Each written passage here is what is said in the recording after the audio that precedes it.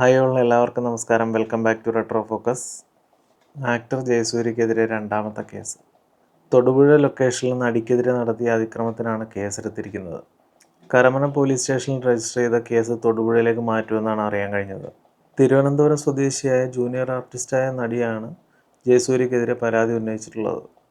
354A അടക്കമുള്ള വകുപ്പുകളാണ് ചുമത്തിയിട്ടുള്ളത്.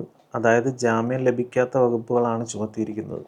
2013 ഈ കേസിനാസ്പദമായിട്ടുള്ള സംഭവം നടക്കുന്നത്. 2013 തൊടുപുഴയിലെ ഒരു ലൊക്കേഷനായ പന്നി ഫാമിൽ വെച്ചാണ് ഈ അതിക്രമം നടന്നുവെന്ന് പറയുന്നത്. അന്ന് ജൂനിയർ ആർട്ടിസ്റ്റായിരുന്ന നടി ബാത്റൂമിൽ പോയിട്ട് വരുന്ന വഴി ജയസൂര്യ കയറി പിടിച്ചു എന്നതായിരുന്നു മൊഴി.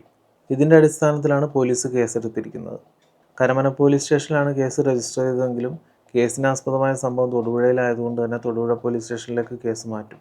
ഹേമ കമ്മിറ്റി റിപ്പോർട്ട് പുറത്തു വന്നതിന് ശേഷം കഴിഞ്ഞ ദിവസങ്ങളിൽ മാധ്യമങ്ങൾക്ക് മുന്നിലും ചാനൽ ചർച്ചകളിലും എല്ലാം ഈ നടി പങ്കെടുത്തിരുന്നു. പോലീസ് കേസെടുത്തതിന് ശേഷം മാത്രമേ ആ വ്യക്തിയുടെ പേര് പറയുകയുള്ളൂ എന്ന് ഇടയ്ക്ക് വരും മാധ്യമങ്ങൾ പറയുന്നുണ്ടായിരുന്നു. ഇതിനു മുമ്പും മറ്റൊരു കേസ് കൂടി ജയസൂര്യക്കെതിരെ ചാർജ് ചെയ്തിരുന്നു. ഇപ്പോൾ സിനിമാ മേഖലയിലുള്ളവർക്കെതിരെ ഒരുപാട് കേസുകൾ കൊടുക്കുന്നുണ്ടല്ലോ. ആ കൂട്ടത്തിൽ മറ്റൊരു പരാതിക്കാരി ജയസൂര്യക്കെതിരെ പരാതി നൽകിയിരുന്നു. അതായത് തിരുവനന്തപുരം സെക്രട്ടേറിയറ്റിൽ വെച്ച് നടന്നിരുന്ന ഒരു ഷൂട്ടിങ്ങിനിടയിൽ ജയസൂര്യ മോശമായിട്ട് പെരുമാറി എന്ന് പറഞ്ഞിരുന്നു. നിലവിൽ തൊടുപുഴയിലെ ലൊക്കേഷനിൽ വെച്ച് നടന്ന ഇൻസിഡൻറ്റുമായിട്ട് ബന്ധപ്പെട്ടുള്ള കേസാണ് പുതുതായിട്ട് രജിസ്റ്റർ ചെയ്തിട്ടുള്ളത്.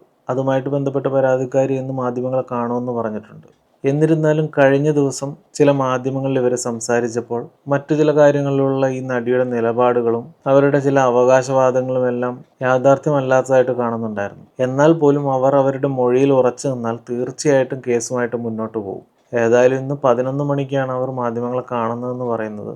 ബാക്കി അതിൻ്റെ ഡീറ്റെയിൽസൊക്കെ എന്തായാലും നമുക്ക് അതിലൂടെ അറിയാൻ പറ്റും. അപ്പോൾ ഇതൊക്കെയാണ് ജയസൂര്യയുടെ 2 കേസുകളുമായിട്ട് ബന്ധപ്പെട്ടിട്ടുള്ള കാര്യങ്ങൾ. ഏതായാലും മറ്റൊരു വീഡിയോ ആയിട്ട് പിന്നീട് കാണാം. താങ്ക്